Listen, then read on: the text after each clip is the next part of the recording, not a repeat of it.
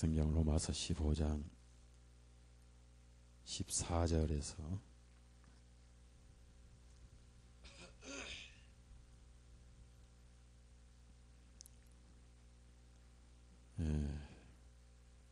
22절까지만 신약성경 265페이지입니다. 같이 읽습니다. 나의 형제들아, 내가 너희에 대하여 확신하노니 너희도 선함으로 가득하고 모든 지식이 충만하여 능히 서로 훈계할 수 있는. 그럼에도 불구하고 형제들아, 내가 너희에게 어떤 부분은 더욱 담대하게 있었어. 이는 하나님께서 내게 주신 그 은혜로 인하여 너희로 다시 생각나게 하려 함이라. 이것은 나로 하여금 이방인들을 위한 예수 그리스도의 사역자가 돼 하나님의 복음을 전하는 직분을 맡아 이방인들을 예물로 드리는 일에 성령님에 의하여 거룩하게 되어 기뻐 받으시게 하려 하며, 그러므로 내가 예수 그리스도를 통하여 하나님께 속한 일들에 대하여 자랑할 만한 것이 있는. 이는 내가 그 어떤 것들에 관하여도 아무것도 감히 말하기를 원치 아니하. 그리스도께서 이방인들을 순종하게 하시려고 말과 행위에 의하지 아니하고 하나님의 성령님의 능력에 의해 놀라운 표적과 기적들을 통하여 하였나. 예루살렘에서 일루리곤까지 내가 그리스도의 복음을 충만하게 선포하였나. 참으로 나는 그리스도 이름이 불려지지 아니한 곳에서만 복음을 선포하려고 했었으니 이는 다른 사람의 터 위에 짓지 아니하려 하기 때문이라. 오직 기록된 바 그에 관하여 전해받지 못한 자들이 볼 것이요 들어보지 못한 자들이 깨닫게 되리라 함과 같으니라. 이러한 연유로 내가 너희에게 가려던 것이 여러 번 막혀 있었느니라. 됐습니다.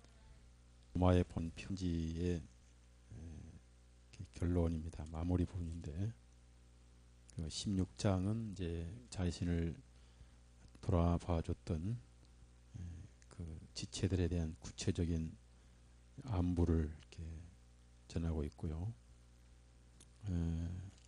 그래서 로마서는 기독교 진리의 근간이라 할 수 있습니다.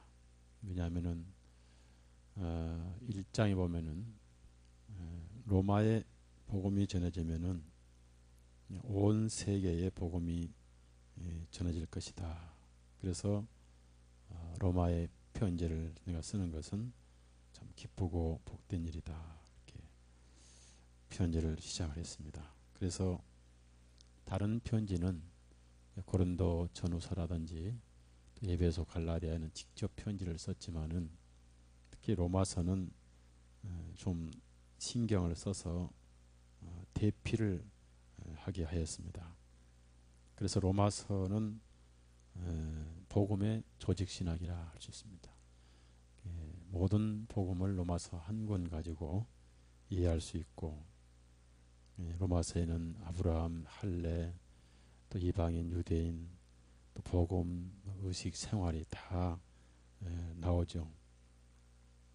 그래서 제가 그 극동 기독교 방송에 종교에서 복음이라는 것이 로마서 강의였고, 그 속에 복음을 쉽게 이렇게 풀어놨습니다. 그래서 읽고 또 깨달은 분도 많고,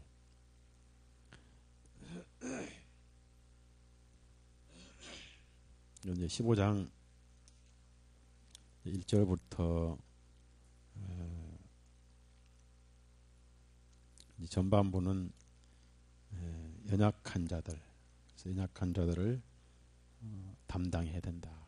왜냐하면은 이방인 교회의 유대인 그리스도인들과 이방인 그리스도인들이 서로 이제 구원을 받고 나서 문화적 충돌이 있었다. 복음은 같지만은 습관이라든지 생활에 있어서 서로 달랐다. 그런 것이 이제 충돌이 되니까 서로 자기 기준에 판단도 하고 비판도 하고, 그래서 이 문화적 충돌이라는 것은 용어부터 다릅니다. 유대인들은 구원을 받아도 음식을 가려 먹고, 또 이방인들은 구원을 받고도 본래 자기들 문화에 먹었던 음식을 혐오식품이라고 그러죠. 그래서 이제 그런 것을 서로 비판하지 말고 절제하라. 저는 이제 미국 가서는 절대 개고기를 먹지도 않을 뿐 아니라 또 먹는다 말도 안 합니다. 그냥 그 나라 문화를 존중해야 되기 때문에 괜히 가서 예수님의 이름을 이렇게 떨어뜨릴 수는 없잖아요. 그런데 제가 한국에 와서 또 성도들 앞에는 개고기를 먹는다 말하는 게 덕이 안 되잖아. 그러나 그것을 수용할 수 있는 목회자들과 얘기할 때는 개고기 먹는다. 필요할 때 먹어서 건강을 회복할 수 있다. 이렇게 얘기를 할 수 있는 겁니다. 그래서 모든 그리스도인들은 연약한 자의 신앙을 담당을 해야 된다. 그것은 모든 지체들의 평안을 주님이 원하시기 때문이다. 그래서 주님의 양떼들은 짐을 지거나 또 어떤 마음에 거리낌이 있이 신앙생활하는 것은 주님의 뜻이 아니라는 것입니다. 그래서 여기 13절에 그의 일단락의 소원은 믿음 안에서입니다. 믿음 안에서 너희를 모든 기쁨과 평강으로 그랬습니다. 그래서 그리스도인들은 항상 기뻐해야 되고 항상 평강해야 된다는 겁니다. 기뻐하지 못한 이유라는 것은 평강하지 못한 이유는 몇 가지가 이유가 있는데 첫째는 진리에 대해서 교리적인 면에서 안 풀릴 때 기쁨이 없고 또 믿음이 약할 때 평강이 없고 두 번째는 죄 가운데 살 때 평강이 없습니다. 그래서 죄를 이겨야 되고 또 경건 생활을 해야 되고 그렇게 해서 평강하는 것이 주님의 뜻이고 그래서 결론은 이 전반부는 연약한 지체들도 강한 지체들도 항상 평안하고 성령님으로 충만해야 되는 것이 하나님의 뜻입니다. 자, 그래서 14절에 다시 이제 강조한 것은 너희도 선함으로 가득하고 이 굿데네스가 풀 아주 그 선 좋은 것이 넘쳐서 그런 뜻이고요. 모든 지식이 충만하여 그렇습니다. 그래서 그리스도인들은 신앙 지식이 충만해야 됩니다. 그래서 이 성경뿐 아니라 복음과 또 복음에 대한 진리 면에서 분별 면에서 그리고 생활 면에서 그리고 주님에 대한 지식 하나님에 대한 지식이 충만해야 된다는 겁니다. 어린 신앙으로 항상 앉아있는 것은 주님의 뜻이 아니다. 그래서 우리는 끊임없이 배우고 또 찾아야 되고 탐구를 해야 되고 그렇게 해서 주님의 앞모습, 뒷모습, 옆모습, 높이, 깊이, 넓이를 측량하고 찾고 이렇게 해서 주님을 알아가는 것이 신앙생활인데 모든 지식이 충만하여 여기서 모든 지식이란 것은 세상 지식이 아닙니다. 예수 그리스도를 아는 지식입니다. 그래서 서로 훈계할 수 있느니라. 즉 서로 권면할 수 있다. 그래서 서로 진리로서 안내하고 권면하고 할 수 있다. 이것이 성도가 해야 할. 그래서 끊임없이 공부를 해야 되고 끊임없이 배워야 되고 그래서 모든 그 영적인 책은 읽어야 됩니다. 이러한 책들이 나오면은 읽으라고 만든 것이지 책장에 꽂아 놓으라고 만든 게 아니거든. 이런 소책자는 벌써 여러분이 한 번씩 읽고도 남아야 되고 이런 책이 나오면 또 읽어야 되고 왜냐하면 책이 계속 나오기 때문에 지금 읽지 않으면 나중에 읽을 시간이 없어요.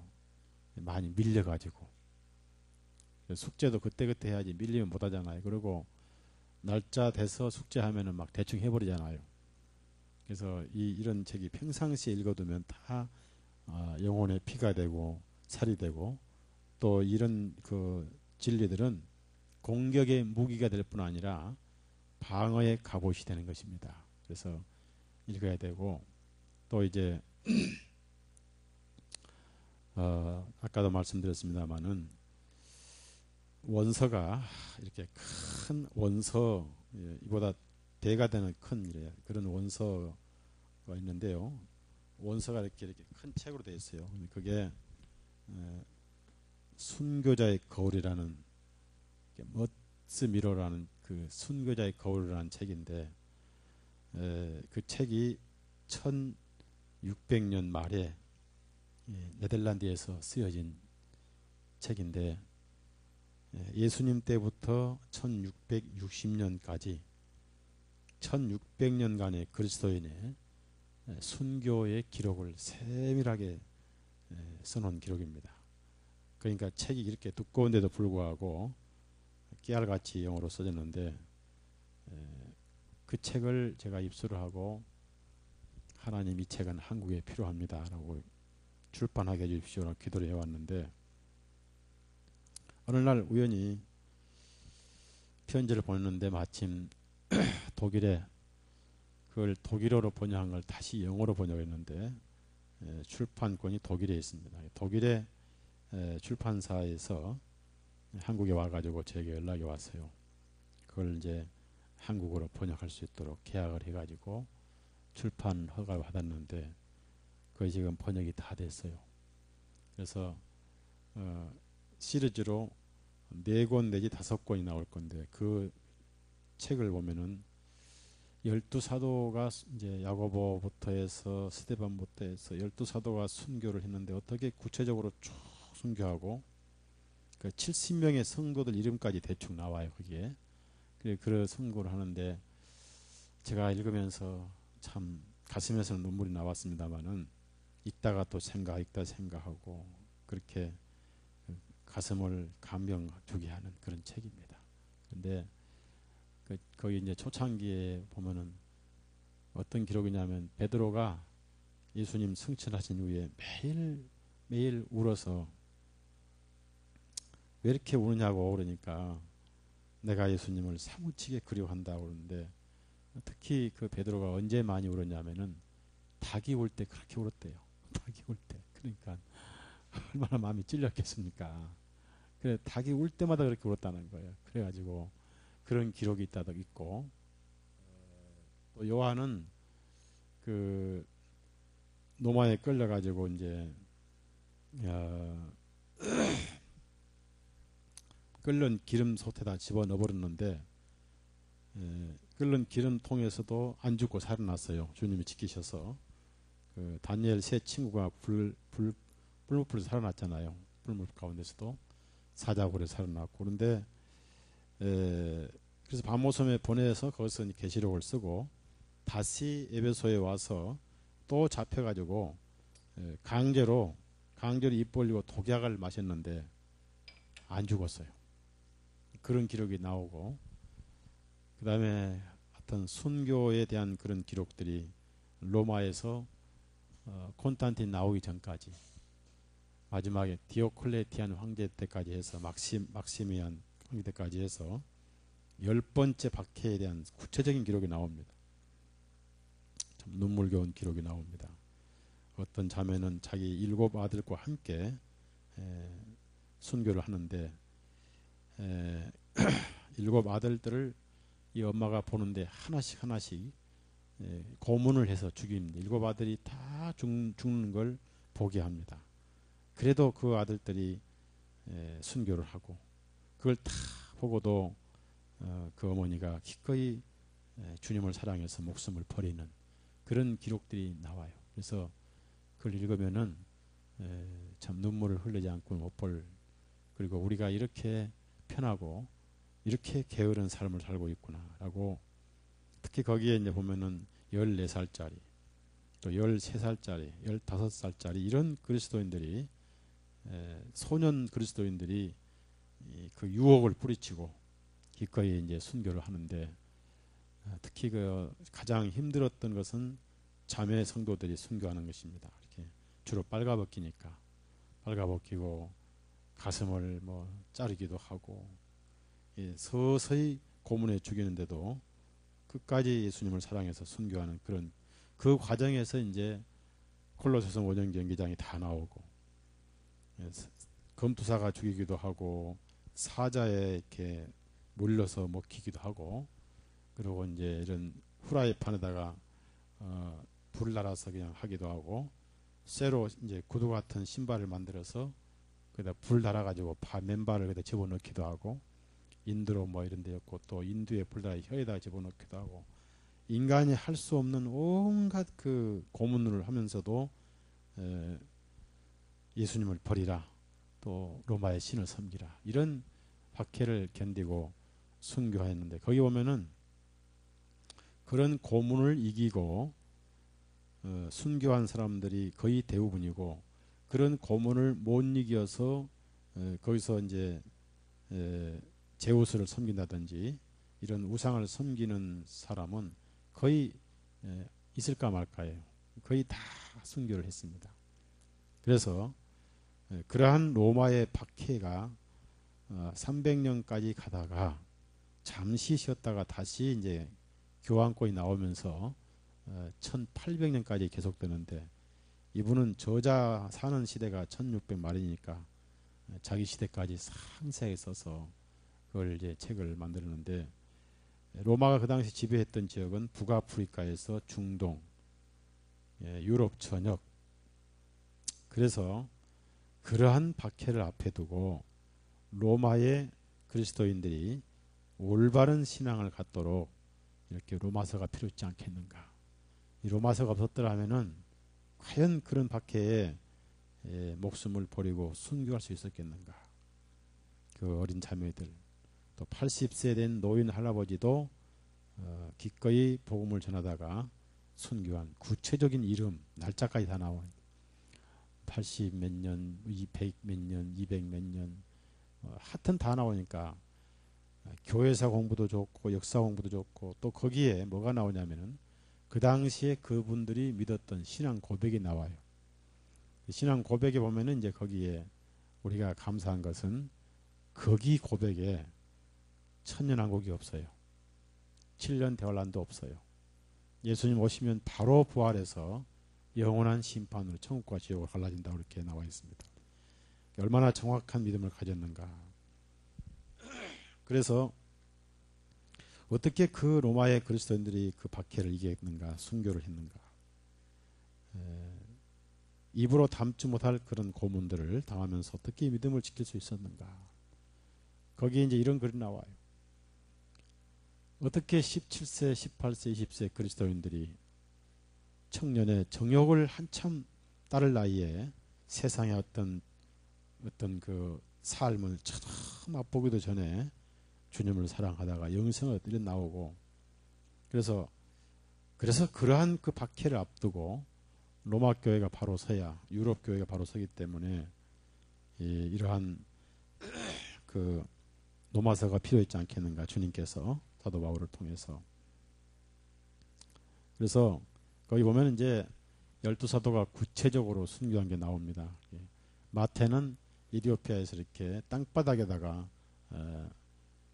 큰 대자로 못을 박혔더라고요. 못이 박히고 또 누가도 나무에 달리고 또 어떤 사람은 산채로 매장을 당하고. 도마는 어떻게 순교했냐면은 도마는 이제 이 동쪽 그러니까 동방 지역을 전부 전도를 했는데 한국에 와서 여기 영월에 왔다 간 기록이 있죠. 근데 한국에 왔다는 그런 기록은 없는. 그 당시는 그때가 한국이라는 게 없었으니까 다 인도 차이나 반다고 얘기가 전부 다 섬나라고. 그래서 이쪽 동방에 와서 복음 전하고 인도에 가가지고 인도에 가서 인도의 그 아주 원주민을 섬기는 그 우상을 섬기는 원주민의 선교를 하다가 잡혀가지고 옹기가마 있잖아요. 옹기고문 가마. 옹기가마 하면 불이 뜨겁잖아요. 거기다가 산채로 던졌는데 이 불이 도마를 건드리지 않아요. 불이. 참 그 기록을 보면은 그런 기록이 많이 나와요. 불이 건드리지 않고 그래서 다시 끄집어내 가지고 이렇게 창으로 찔러서 목을 잘라지게 죽였더라고요. 그런데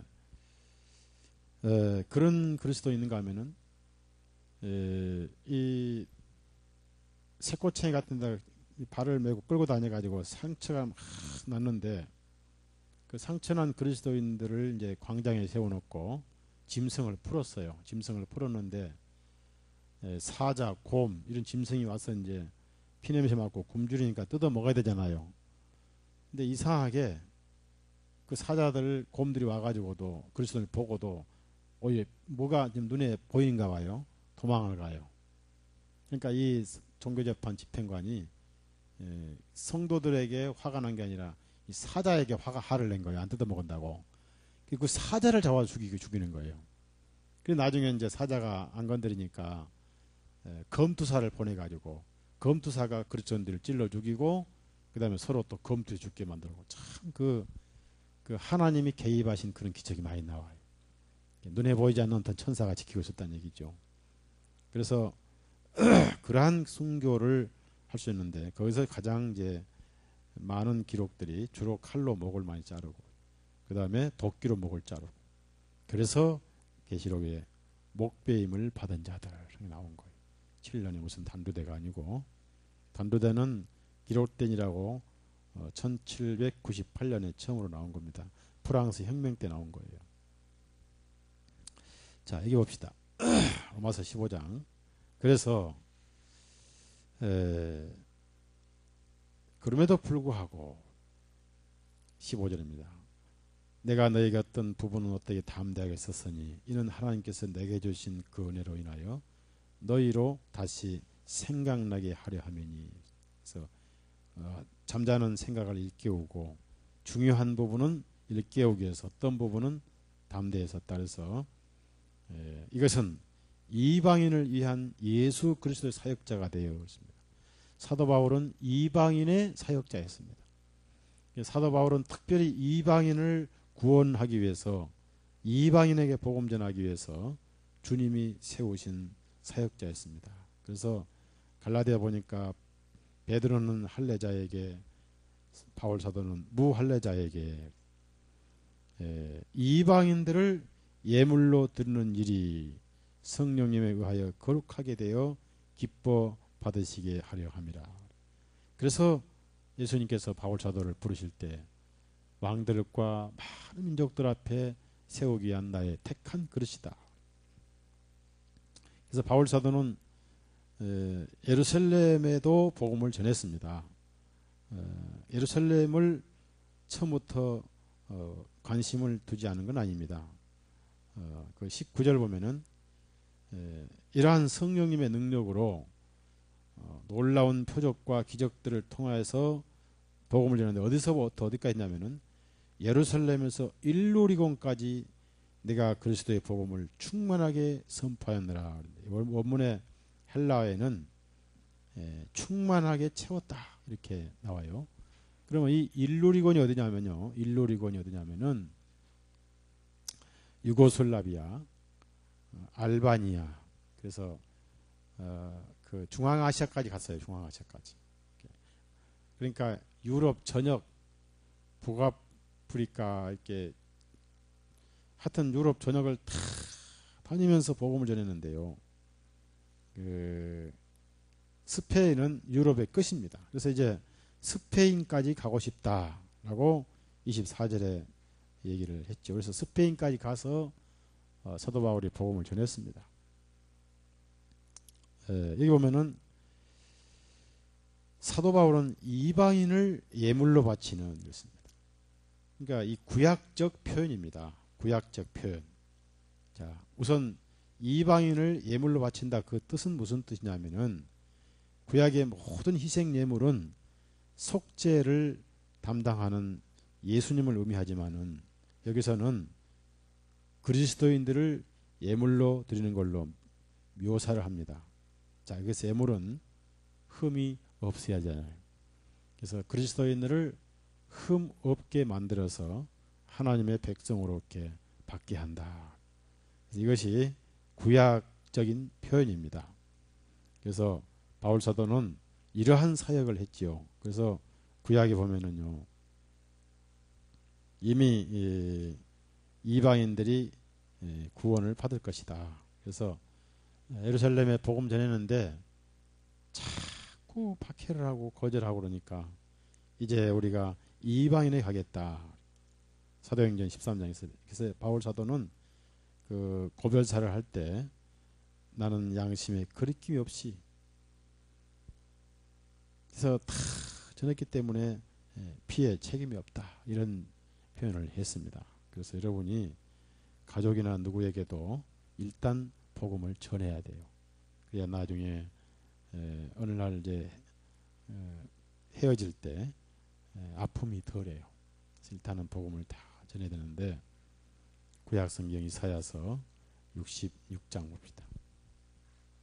그래서 이방인을 예물로 바친다. 그 말은 이방인을 깨끗하게 해서 하나님께 드린다는 그런 뜻입니다.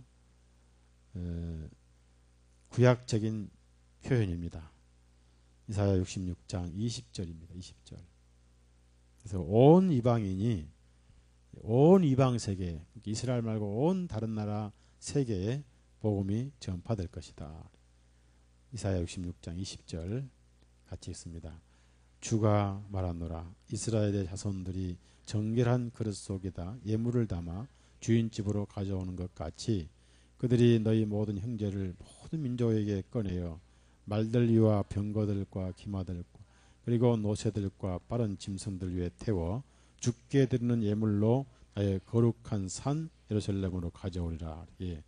여기서 거룩한 산 예루살렘으로 가져오리라. 상징적이고요. 그 다음에 말라기 1장. 그러니까 물질인 어떤 짐승이 아니고 상징적으로 이방인들이 구원받아서 하나님의 백성이 될 것이라는 표현입니다. 그래서 복음이 온 세계에 전파될 것이다. 말라기 1장 11절 구약성경 1286페이지. 여러분은 이 성경을 찾기 힘들죠. 저는 이 성경을 10번씩 이상 읽었어요. 구약, 신약. 지금 또 읽고 있어요. 그러니까 이거 읽다가 이렇게 눈이 작아져 버렸어요. 그래서 제 손이 다 거쳐서 이 성경이 이렇게 나온 겁니다. 제 생애의 마지막 열매라고 볼 수 있죠. 그래서 이 책을 읽으신 분들이 하나같이 너무 글이 잘 됐다. 너무 글이 잘 됐다. 매끄럽고. 그래서 미국에 있는 그 목사들이 우리 책을 보고 현재 나온 킹 제임스 성경이 가장 잘 됐다. 근데 아직 보급을 못하고 있는 거는 한글이 나와야 됩니다. 글씨가 너무 작고 해서 못하고 있는데 한글이 빨리 나오도록 기도해 주시고요. 또 카나다에서 어떤 형제가 전화 왔는데 참 우리 성경이 좋다고. 그래서 제가 이걸 전부 이 성경을 10번 가까이 읽었으니까 이제 마지막 지금 교열 중인데 주님의 말씀이 그렇게 중요합니다. 그래서 11절 보면은 11절 같이 읽습니다. 이는 해 뜨는 데서부터 해 지는 데까지 내 이름이 이방 민족들 가운데서 위대하게 될 것이요 또 모든 곳에서 내 이름을 위하여 향과 정결한 예물이 드려질 것이니라. 이는 내 이름이 이방인들 가운데서 크게 될 것임이라 만군의 주가 말하노라. 자, 여기서 해 뜨는 데부터 해 지는 데까지 예수 그리스도 이름이 온 세계에 전파될 것이고 거기서 이방인들이 향과 정결한 예물이 될 것이니 이걸 문자로 보시면 안 돼요. 문자로 어떤 동물, 새 이런 양이 되는 게 아니고 이방인들이 예수 그리스도를 믿고 구원을 받아서 향과 정결한 성도가 될 것이다. 이 주님의 이방 사도의 복음 전도입니다. 그래서 이 말라기는 천년왕국 말씀이 아니라 예수님이 오신 이후에 복음이 전 세계에 전파될 것이다. 그래서 이방인 사도도 이방인의 복음을 전해서 복음의 씨를 뿌려서 털을 닦은 사람은 바울 사도가 유일합니다. 그래서 바울 사도는 유리왕 바울 사도가 가장 많은 열매를 맺어서 바울 사도는 특별하게 주님께서 부르신 사도였고, 이 바울 사도는 네로 황제 때 로마에서 한 2년간 복음 전한 다음에 로마시 외곽으로 끌려가 가지고 돌 기둥에 목이 잘려서 순교를 했어요. 제가 이제 이 책이 나오면은, 순교사의 거울이라는 책이 나오면은 성경 다음으로 여러분이 꼭 읽어야 돼요. 정말 그 읽으면은 여러분 삶이 달라져요. 성경 다음으로 읽어야 할 책입니다. 그러면 불평도 사라지고 삶이 달라져요. 그래서 그 책이 나오면은 여러분 읽어야 되는데, 거기 바울 사도의 순교의 기록이 생생히 나옵니다. 못 먹고 헐벗고 굶주리고 고생하고, 그리고 비참하게 죽고, 그러면서도 얼굴에 평화가 넘치고 찬송을 드리고 이렇게 순교를 했는데, 자, 그래서 이방인을 위해서, 그래서 바울 사도 자신 스스로 나는 이방인들을 위한 사역자다. 그래서 이방인들을 예물로 드리는 사역자다. 그래서 나는 그것이 자랑스럽다. 이렇게, 그것은 굉장히 어려운 일인데, 그래서 그 고린도전서 보면은 여러 가지 위험을 겪은 기록이 나옵니다. 여행을 참 많이 했어요. 그 당시 교통이 안 좋은데도 불구하고, 언어가 다른데도 불구하고, 그렇게 해서 야만족까지, 골로새 보니까 야만족에게도 복음이 전파됐죠.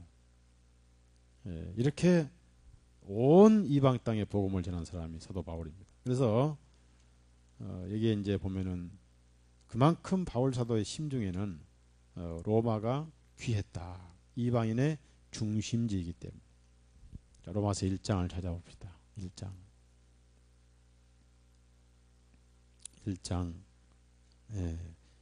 그렇게 중요했던 거예요. 그래서 예수님께서도 특별히 바울 사도에게 나타나셔가지고 네가 로마에서도 복음을 전해야 할 것이다. 이런 말씀을, 그만큼 이 주님의 마음에도 로마의 비중이 컸다는 얘기입니다.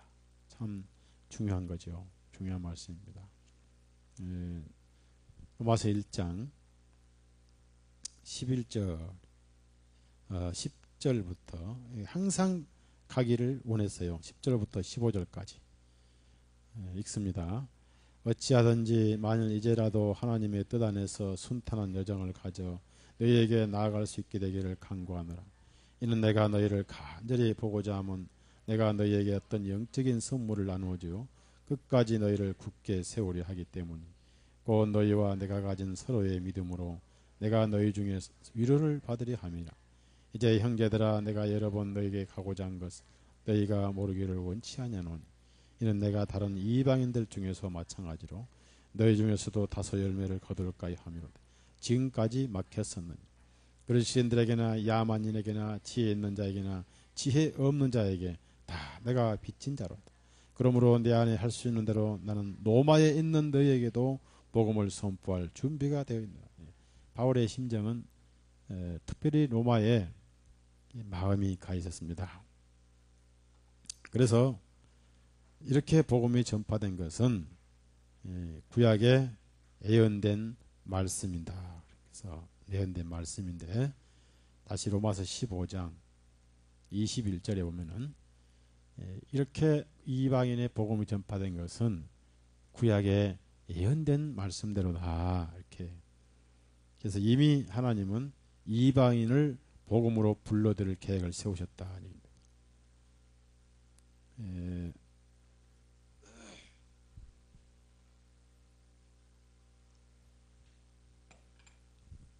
거기 21절 읽습니다.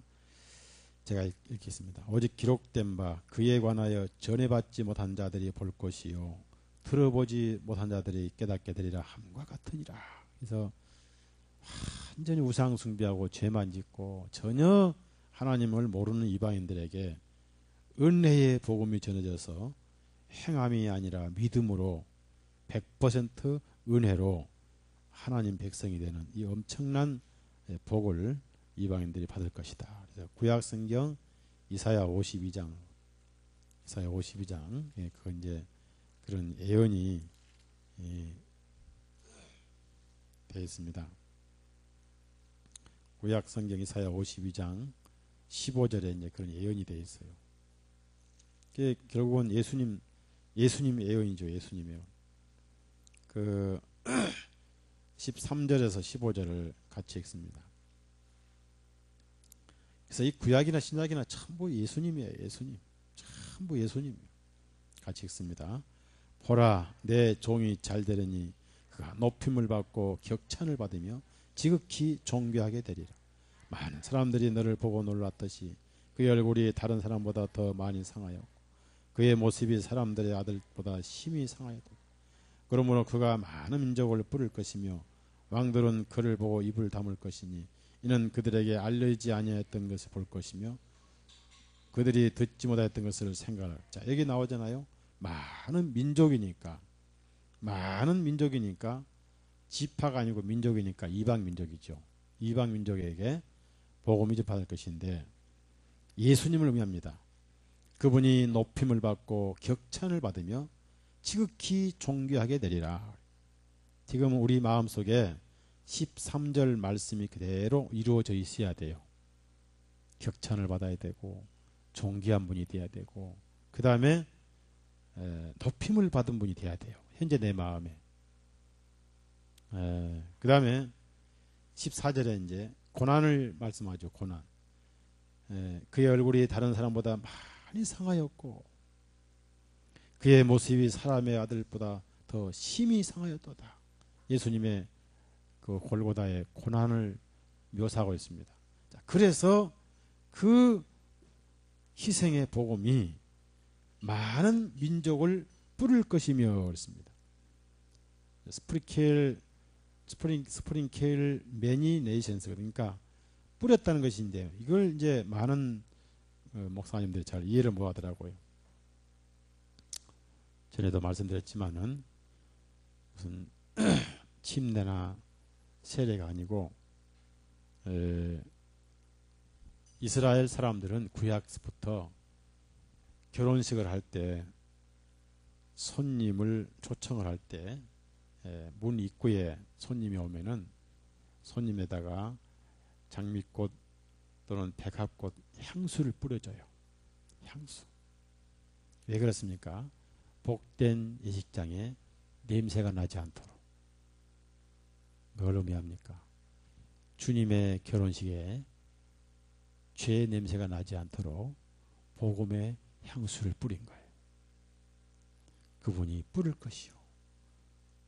은혜를 뿌릴 것이요. 복음을 뿌릴 것이요. 그래서 이스라엘 민족의 문화의 그 모습을 그 문화적인 배경으로 그가 많은 민족을 뿌릴 것이요. 그래서 우리 양심에 죄의 냄새가 나는 것을 복음의 진리를 뿌림받아서 우리가 지금 의의 향기로운 예물이 됐지요. 맞죠? 어때요? 우리 다음 주부터 문에서 뿌릴까요? 향수하다가 착 뿌릴까요? 많은 민족을 뿌릴 것이요. 그래서 놀라운 소식이요.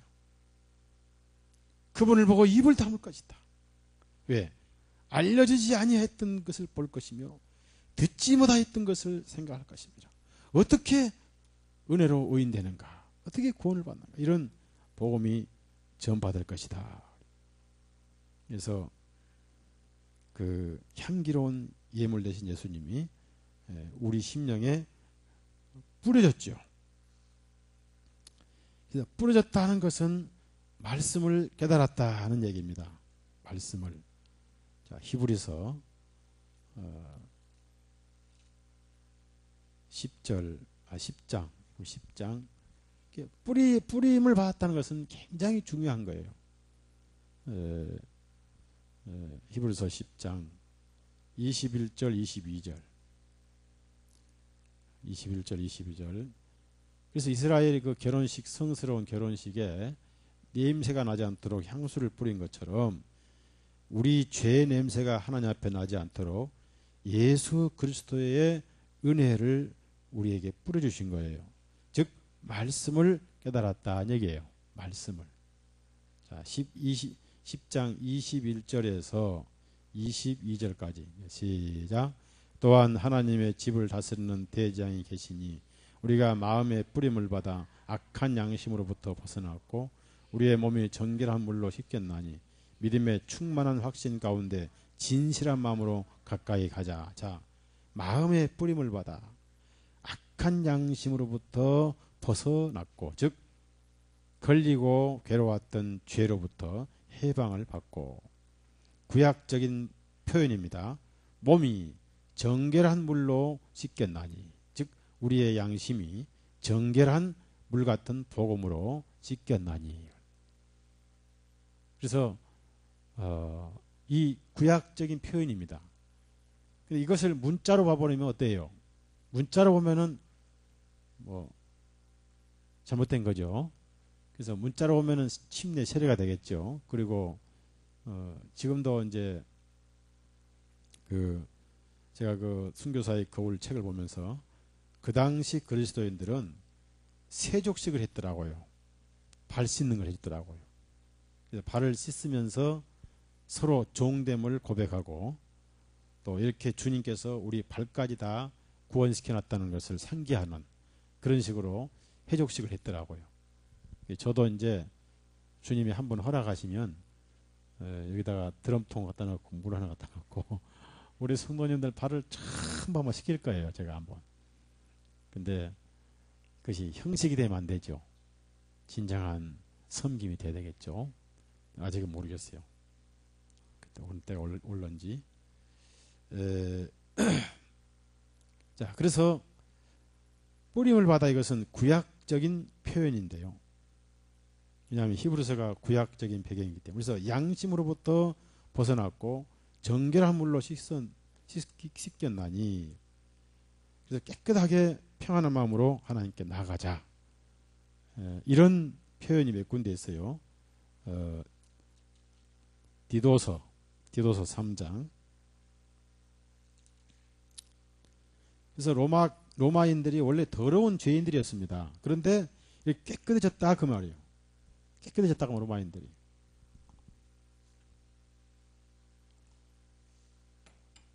로마인들은 전부 태양신을 섬기는 사람들 아니겠습니까? 아니면 시저가 신이라고 그러고. 자, 디도서 353장 353페이지. 제가 장 페이지 왔다 갔다 하죠. 353페이지 디도서 3장 5절 읽습니다. 그분께서 우리를 구원하시되 우리가 행한 의로운 행위로 하지 아니하고 오직 자신의 긍휼하심에 따라 새 출생의 씻음과 성령님의 새롭게 하심으로 하셨으며. 그래서 우리가 지금 이 성경은 영을 얘기하지 육신을 얘기하지 않아요. 영을 씻음 받았다. 자, 그러면 우리가 아침 저녁 샤워를 하고 손발을 씻는 데는, 물질을 씻는 데는 물질로 씻죠. 예? 그러면 영을 씻으려면 뭘로 씻어야 되겠어요? 예? 영으로 씻어야죠. 영은 영으로 씻어야죠. 물질은 물질로 씻어야죠. 그래서 양심의 더러움은 영이니까 말씀으로 씻는 거죠. 그래서 말씀이 영이죠. 그렇죠? 예. 그러면 이제 에베소서 5장 봅니다. 이렇게 이방인 태양신을 섬기는 로마인들이 이렇게 씻음 받아서 부름받은 모임인 교회가 된 거예요. 로마 교회가. 그래서 교회는 신분상뿐 아니라 실제 생활에서도 경건해야 된다는 것이 이제 나오게 됩니다. 로마서 5장 27절 26절 로마서 에베소서 5장 319페이지 에베소서 5장 26절 바울 사도가 참 편지를 많이 썼습니다.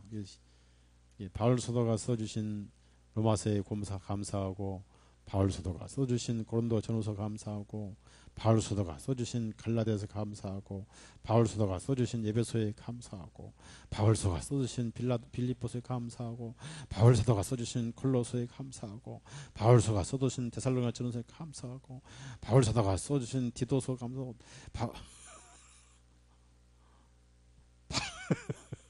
그만할까요? 하여튼 제가 또 특별히 감사한 것은 바울 사도가 써주신 히브리서의 감사. 거의 다 써서 신약 성경. 자, 우리 하늘에 가서 못 번째 할 수 있겠어요? 예수님 다음으로 바울 사도 만나야 되지 않겠습니까? 그렇죠? 가서 우리 차 한잔 대접합시다. 녹차든지 등굴레 차든지 대접해야지 되겠어요. 너무 고맙잖아요. 이렇게 많이 썼는데. 신약 성경 예수님 빼고 바울 사도 빼면 약방에 뭐가 빠진 거예요? 감초 빠지고 생강 빠진 거지. 그렇죠. 너무너무 중요한 성경을 다 쓴 거예요. 바울 사도가. 참 고맙지 않습니까? 자, 에베소서 5장 26절 27절 있습니다. 시작. 이는 주님께서 말씀에 의한 물로 씻음으로 교회를 거룩하게 하시고 깨끗하게 하셔서 자기 앞에 영광스러운 교회로 세우시고 점이나 주름진 것이나 그런 것들이 없이 오히려 그것은 거룩하고 흠이 없게 하려 하심이니라. 참 이렇게 이방인 교회를 바울 사도가 복음을 전해서 깨끗한 예물로 만들어서 성령님에 의하여 거룩하게 되어 하나님께서 기뻐 받으신 바 된 성도가 되었다는 것이 사도 바울의 표현입니다. 그래서 여러분이 복음으로 깨끗하게 되었지 행위로 깨끗하게 된 것은 절대 아니고 그 깨끗함에 있어서는 눈보다 양털보다 힙니다.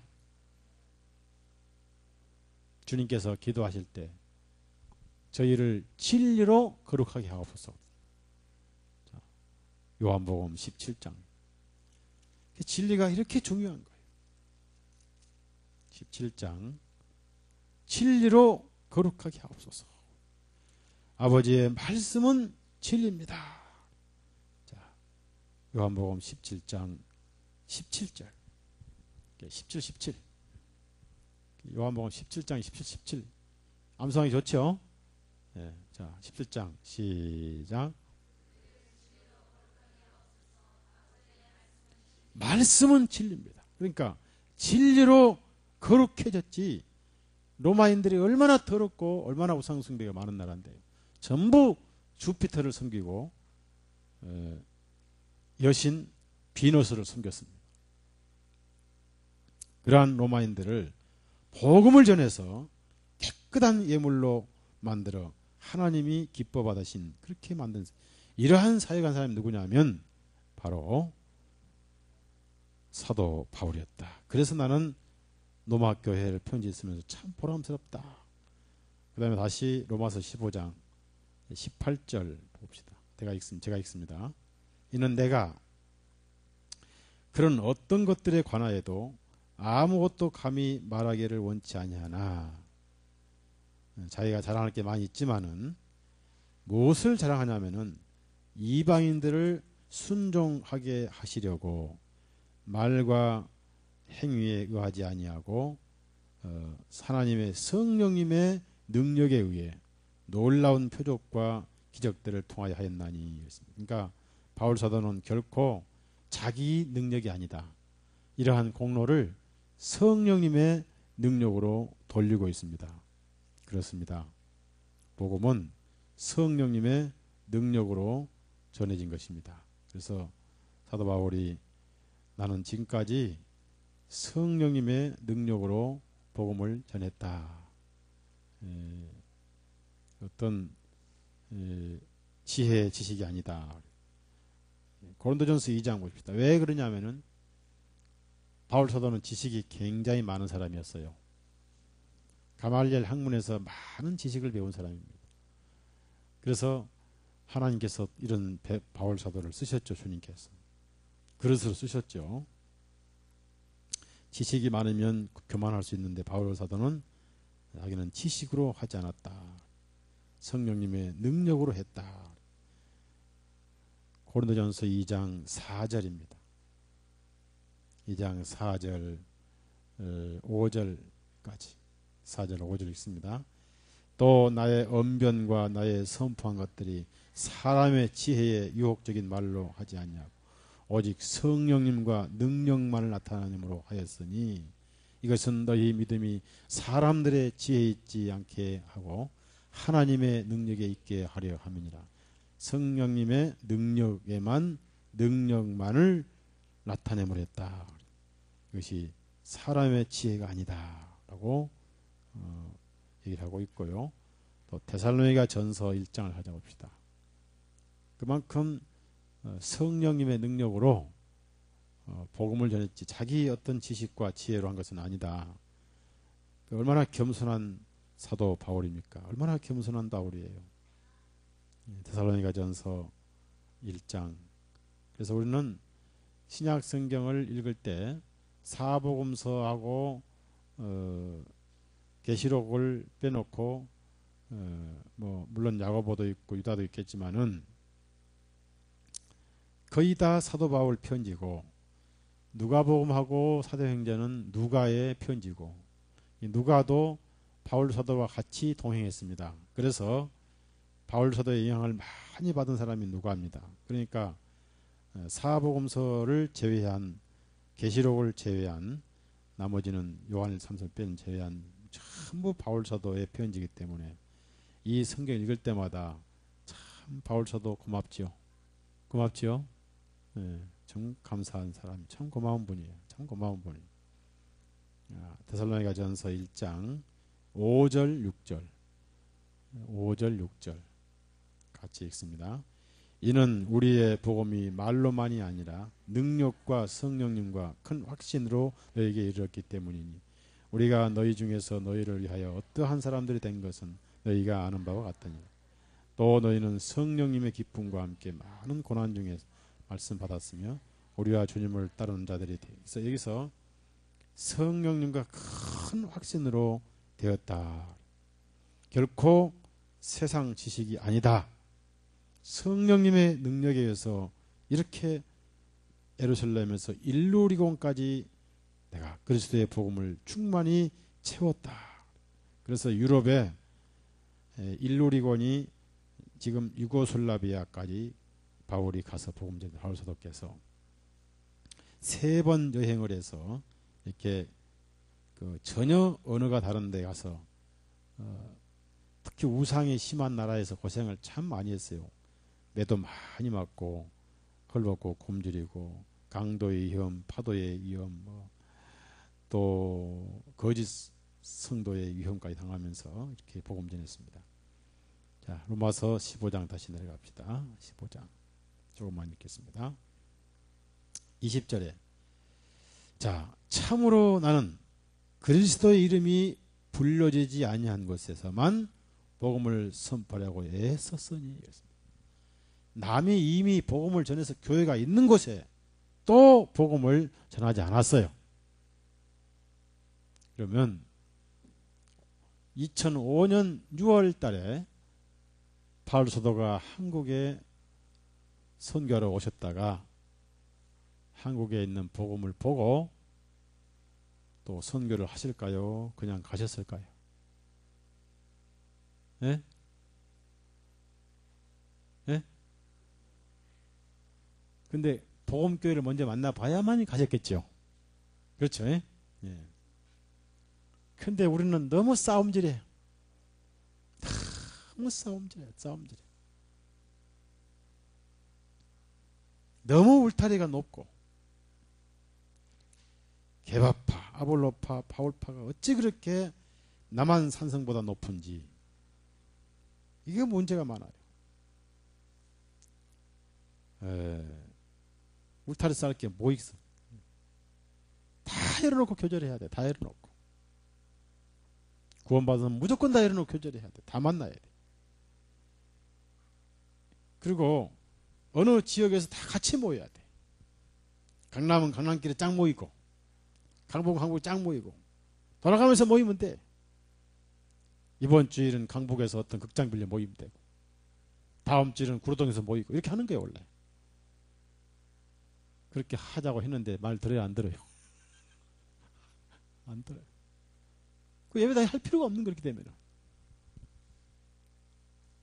무슨 그렇게 복음 받은 그리스도인들이 갈라져가지고 그렇게 팔을 만들고, 그래서 이게 어두워져 버린 거예요. 그래서 바울 사도는 복음이 있는 곳에는 굳이 없는 곳에 전하기도 바쁜데, 있는 곳에는 굳이 선포하려고 애쓴 사실이 없다. 그래서 하지 아니라고 했다. 참 얼마나 깨끗한 분입니까? 얼마나 마음이 착하고 복음이 없는 곳에 가서 전해. 그래서 이는 다른 사람의 터 위에 짓지 아니하려 하기 때문에 구약적인 비유를 합니다. 그래서 바울 사도는 이렇게 이방인을 위해서 복음을 전했기 때문에 특별히 로마에 이렇게 오고 싶었는데 여러 번 막혔다. 그래서 이미 교회가 있는 곳에는 굳이 꼭 갈 필요가 없었습니다. 교제하기 위해는. 그러니까 오순절에 16개국에서 왔다고 그랬죠. 그렇죠? 예, 그러면 그 16개국에서 갈릴리와 유대를 빼면은 15개국까지서 왔지요.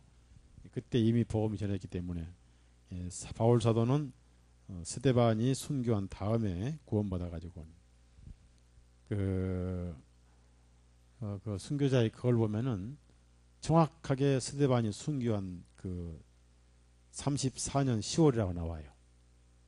그 순교자의 거울에. 그래서 7년 대환란 끝난 것도 다 나오는데요.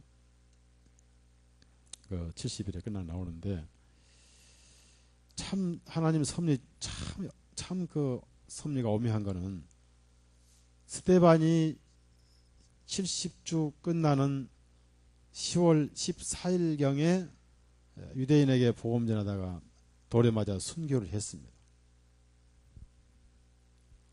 그 다음에 8장에서는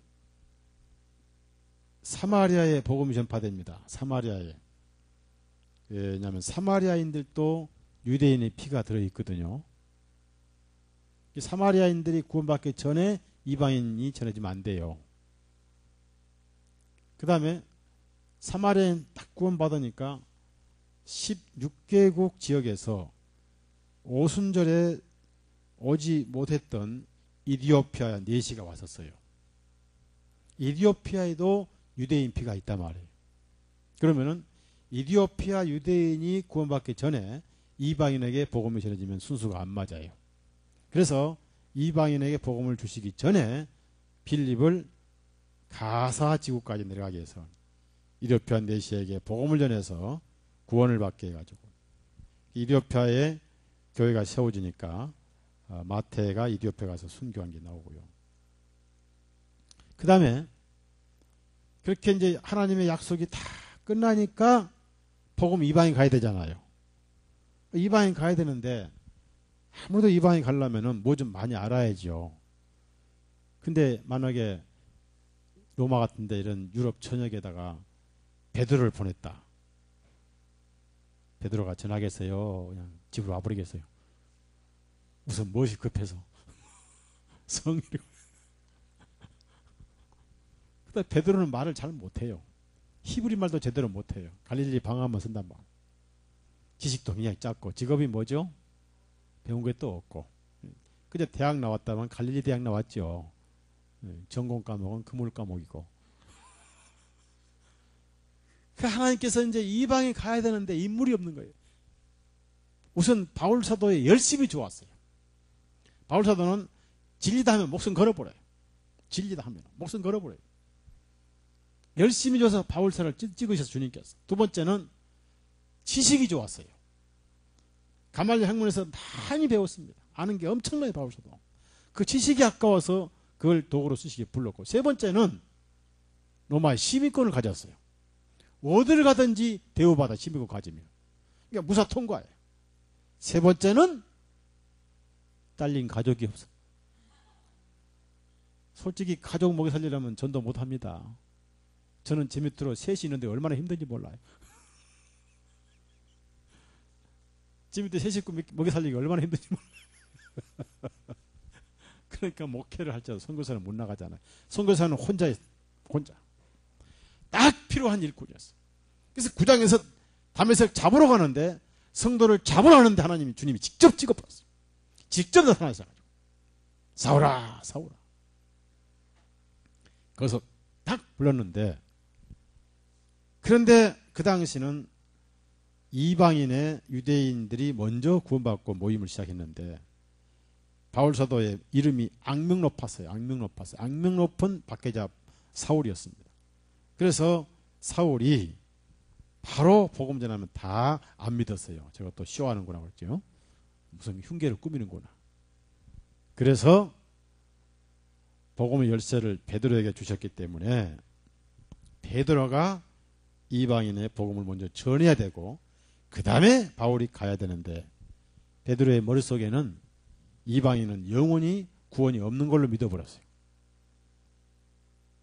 그래서 배고플 때, 기도하고 끝나고 배고플 때 먹으러 가려고 하는데 환상이 열렸죠. 하늘에서 무엇이 내려왔지요? 네? 자, 사도행전 그것만 읽고 그것만 보고 이제 얘기하면 끝냅시다. 10장, 사도행전 10장. 되게 배고프면, 그 더러운 짐승도 배고프면 먹어요, 안 먹어요? 근데 베드로는 못 먹겠다고 그랬잖아요. 근데 예수님의 마음을 의미합니다. 마음을 의미하는 거예요. 자, 아주 배고픈데 갑자기 하늘에서 뭐가 온 거예요. 자, 사도행전 10장 10절부터 12절까지. 먼저 하늘에서 내려옵니다. 10절부터 12절까지. 제 6시가 12시예요. 6시. 제 9시가 오후 3시고 12시니까 한참 점심 먹을 때죠. 자, 10절부터 12절까지 있습니다. 그가 매우 허기져서 묵고자 하는데 사람들이 음식을 마련한 동안 그가 황홀한 중에 하늘이 열려있고 큰 보자기 같은 그릇이 4기퉁이에 끈이 달려 땅 아래로 향하면서 자기에 내려오는 것을 보니 그 안에는 땅에 있는 온갖 4발 갈린 짐승들과 들짐승들과 기어다니는 것들과 공중의 새들이 있더라. 여기서 기어다니는 것도 있더라네요. 기어다니는 것. 그러면 기어다니는 짐승도 있었으니까 당연히 여기는 뭐가 들어있겠어요?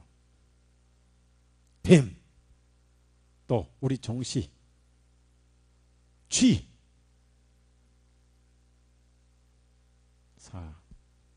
우리가 뱀 같은 죄인이고 쥐 같은 죄인 아니에요? 그렇죠? 자, 주로 도적놈은 밤에 해요. 남의 도적질해. 낮에 도적질해. 그래, 쥐 새끼지. 그렇죠? 그 다음에 그 남산 이런 데 다니면 뭐 남자들 꼬시는 뱀이 무슨 뱀이죠? 그게 뱀이죠, 우리가. 예? 다 우리 자신인 거예요.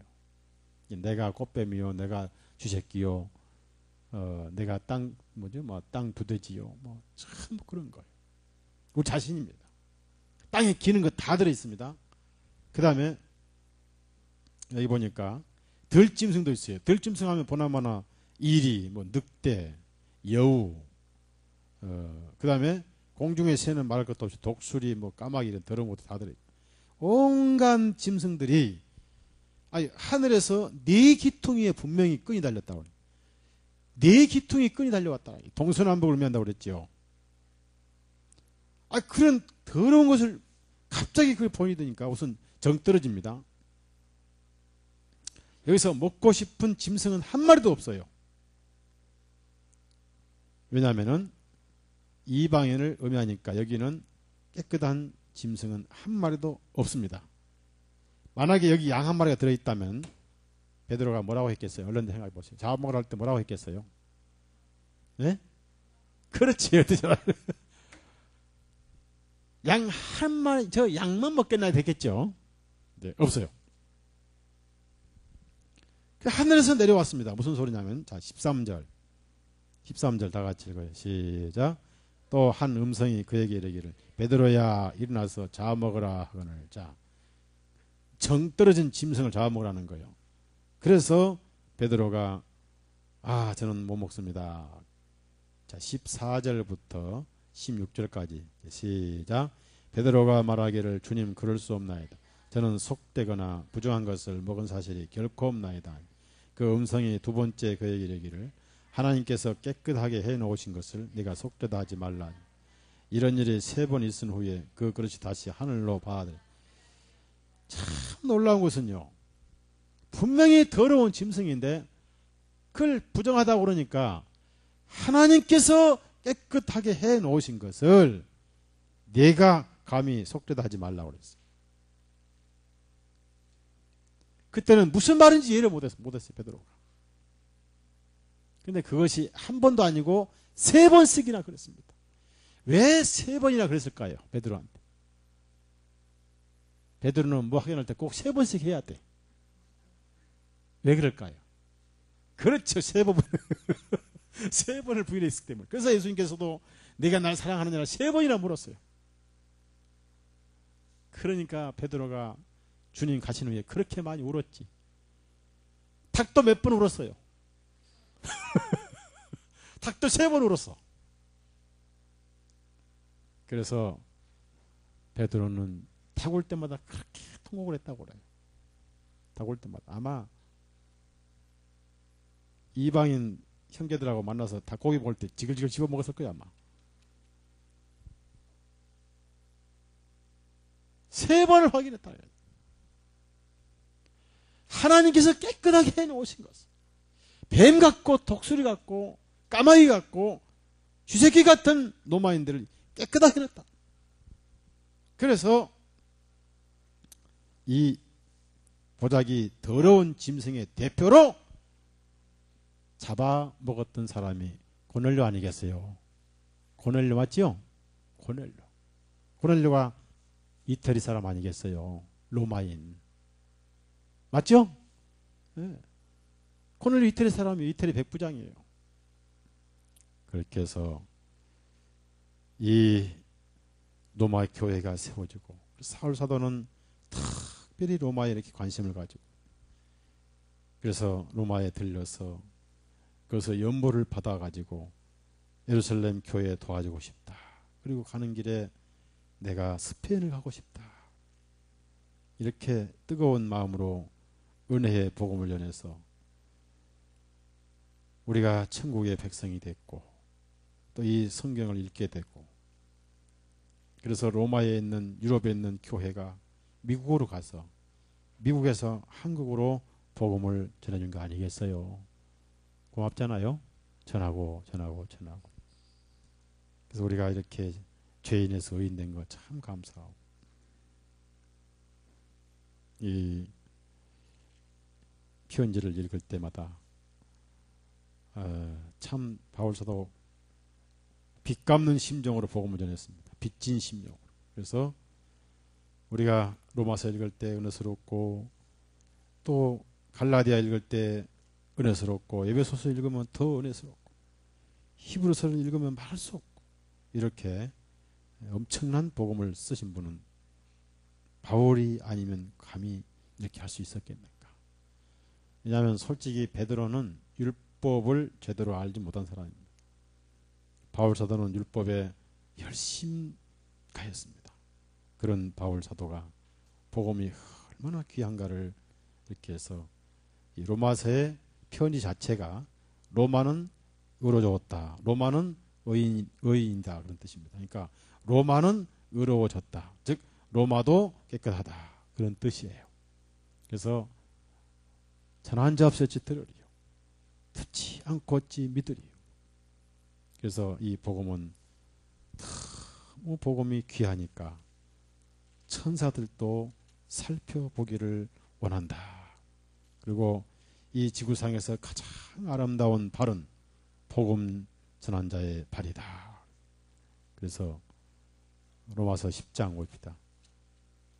여러분이 다른 영혼에게 복음을 전할 때 그 발이 얼마나 아름다운 발인지 얼마나 천사들이 신기하는 발인지 그러니까 부지런히 입을 벌려 복음을 전하시고 복음을 입으로 못 전하면 우리 책이라도 갖다 전하시고 지하철을 갖다 꽂아놓으시고 하면은 여러분의 발이 그렇게 신기해서 천사가 살펴볼 것입니다. 왜냐하면 천사는 복음을 전할 수 없기 때문에.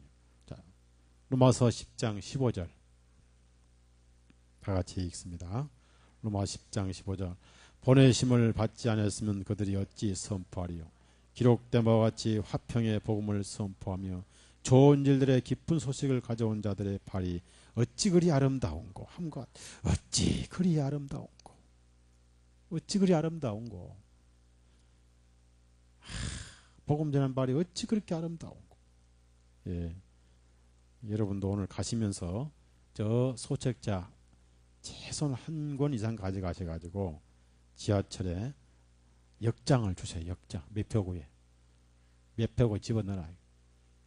그럼 그때 천사가 얼마나 그 발이 아름다움. 무좀이 있더라도 아름답고. 그렇게 아름다운 발인 거예요. 근데 복음 완전하고 뭐 매일 그 발을 바를 때는 어찌 그렇게 더러운 발인고. 향수를 뿌려도 더러운 발인가. 복음 완전하. 얼마나 아름다운 발입니까? 갖다가 전해주십시오. 그냥 갖다 전해줘요. 없으면 또 찍으면 되니까. 그래서 우리가 우리 사는 날 동안 예수님을 자랑하다가 하늘에 갑시다. 아멘이죠? 깨끗하기 때문에 가는 거예요. 그래서 정결한 예물이 되어 있다는 거. 아주 주님이 기뻐 받으셨다는 거. 이거 여러분이 오늘 저녁에 이해하시면 되겠습니다. 기도합시다. 주님 참으로 감사드립니다. 이 동방 이 태평양 변방에 있는 이 땅까지 로마에 보내신 이 복음을 우리도 듣게 해주시고 각종 더럽고 땅에 기는 부정한 짐승 같은 저희였지만은 골고다의 보혈로 눈보다 양털보다 희게 씻어 놓으시고 거룩한 복음의 향수를 우리에게 뿌려주셔서 더 이상 죄의 냄새가 나지 않게 해주시고 눈보다 양털보다 흰 깨끗한 의로운 예물로 하나님께 바쳐지게 하셔서 하나님이 기뻐 받으시는 정결한 예물을 만들어주신 은혜 참으로 감사를 드립니다. 아직도 이 복음을 뿌림받을 영혼들이 많이 있사오니 우리의 발걸음이 천사들도 살펴보는 참으로 아름다운 발걸음이 되는 복음 전하는 발걸음들이 되게 해 주옵소서. 오늘 또 복음을 위해서 이렇게 원근 각지선 발걸음들 지켜주시고 올 때는 세상 걱정 무거운 마음으로 왔지만은 갈 때는 깨끗게 된 하나님의 향기로운 예물로 가벼운 발걸음으로 돌아가고 24시간 주님과 동행하는 평강과 위로와 즐거움이 우리의 심령에 넘치게 해 주옵소서. 예수님의 이름으로 감사하며 기도드렸사옵나이다. 아멘.